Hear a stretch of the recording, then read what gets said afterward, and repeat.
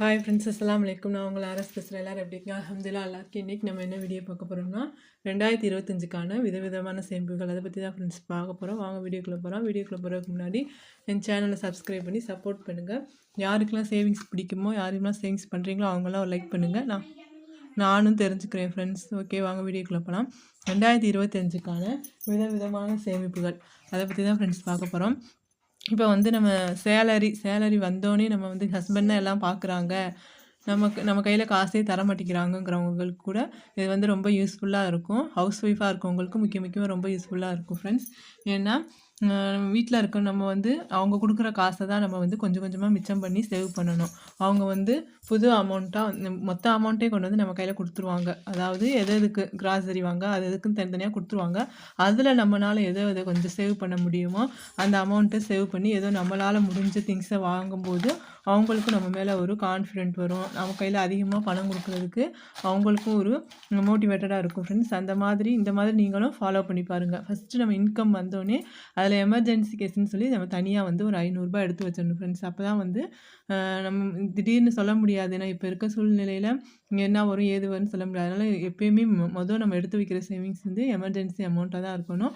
Next வந்து நம்ம daily savings, அதாவது இப்போ 1ஆந்தேதியிலேருந்து 30ஆந்தேதி வரையும் இதெல்லாம் வந்து ரொம்ப மிடில் கிளாஸ் ஃபேமிலி வந்து இந்த டிப்பை ஃபாலோ பண்ணுறது கொஞ்சம் யூஸ்ஃபுல்லாக இருக்கும் ஃப்ரெண்ட்ஸ். 1ஆந்தேதி ரூ. 1, 2ஆந்தேதி ரூ. 2, 3ஆந்தேதி ரூ. 3 அப்படின்னு டெய்லி ரூ. 1 ஏதாவது ஒரு உண்டியலோ இல்லை ஏதாவது ஒரு பாக்ஸோ காலி டப்பாவோ நம்ம அதில் போட்டு நம்ம சேவ் பண்ணோம்னா ஒரு மாதத்துக்கு வந்து நம்ம எவ்வளோ வரும்னு சொல்லி கால்குலேட் பண்ணி பார்த்தாங்களே இதுவே நமக்கு வந்து 500 கிட்டத்தட்ட வரும் ஃப்ரெண்ட்ஸ். அந்த மாதிரி கூட நம்ம சேவ் பண்ணலாம். அடுத்து நம்ம வந்து டெய்லி பால் வாங்கும்போது எப்படியாவது ஒரு நேரம் வந்து மிச்சமாக தான் செய்யும்.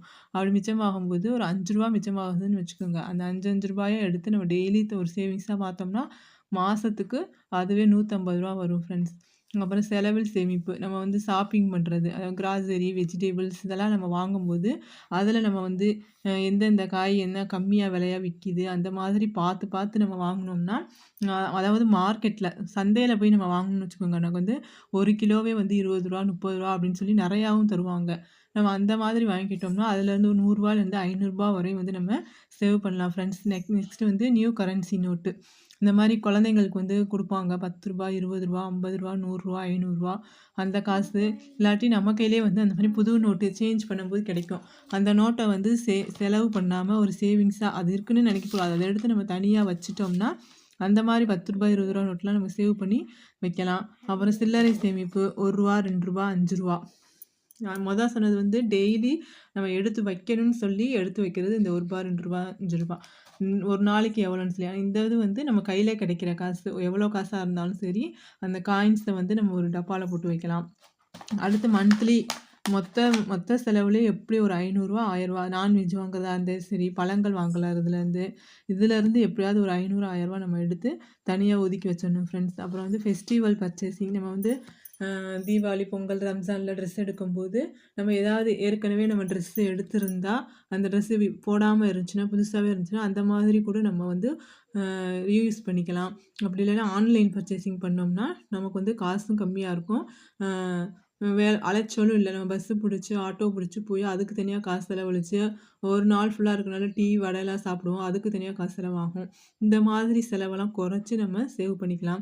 அடுத்து வந்து நம்ம பேரண்ட்ஸு, நம்ம பிரதர்ஸில் அவங்களாம் வந்து எப்படியும் ஃபெஸ்டிவல் டைமோ இல்லை பிள்ளைகளுக்கு பிறந்தநாள் டைமோ ஏதாவது ஒரு டைமில் நமக்கு வந்து மொத்த அமௌண்ட்டு ஒரு 2000 5000 அப்படின்னு நமக்கு தருவாங்க. அந்த அமௌண்ட்டை வந்து நம்ம சேவ் பண்ணி வைக்கலாம் ஃப்ரெண்ட்ஸ். இப்படி சின்ன சின்ன அமௌண்ட்டை நீங்கள் இதில் எல்லாமே சேவ் பண்ணணும்னு சொல்லலை. இதில் ஏதாவது ஒன்று நமக்கு சேவ் பண்ணி கூட வைக்கலாம். முடியாதவங்க இதில் ஏதாவது ஒன்று பார்க்கலாம், முடியுங்கிறவங்க எல்லாமே சேவ் பண்ணலாம் ஃப்ரெண்ட்ஸ். ஏன் நான் சொல்கிறேன்னா இந்த மாதிரி சேவ் பண்ணி தான் நானும் வந்து இந்த மாதிரி ஜுவல்ஸு, இந்த சின்ன சின்ன ஐட்டம்ஸ் இதெல்லாம் வாங்கினேன். இது வந்து பாருங்கள் 1 பவுன் காயின்னு. இது வந்து ஸ்மால் சேவிங்ஸில் இது வந்து ஒரு கிட்டத்தட்ட ஒரு 1 இயரை நான் சேவ் பண்ணி வாங்கின காசு. போன வருஷம் 2024 சேவிங்ஸில் நான் வாங்கினது. இதெல்லாம் வந்து நான் என் குழந்த பிறந்திருக்கும்போது நான் வாங்கினது. இது என் காசில் என் சேவிங்ஸில் தான் ஃப்ரெண்ட்ஸ் வாங்கினது. அப்போலாம் அந்த 2 கிராம் தாயத்து வந்து ரூ. 8000 தான் ஃப்ரெண்ட்ஸ் இருந்துச்சு. பாருங்கள் ரூ. 8000. ஆனால் இப்போ நம்ம 2 கிராம் வாங்கும்போது எவ்வளோ வருதுன்னு பாருங்கள், ரூ. 16000 கிட்ட வந்துடும்.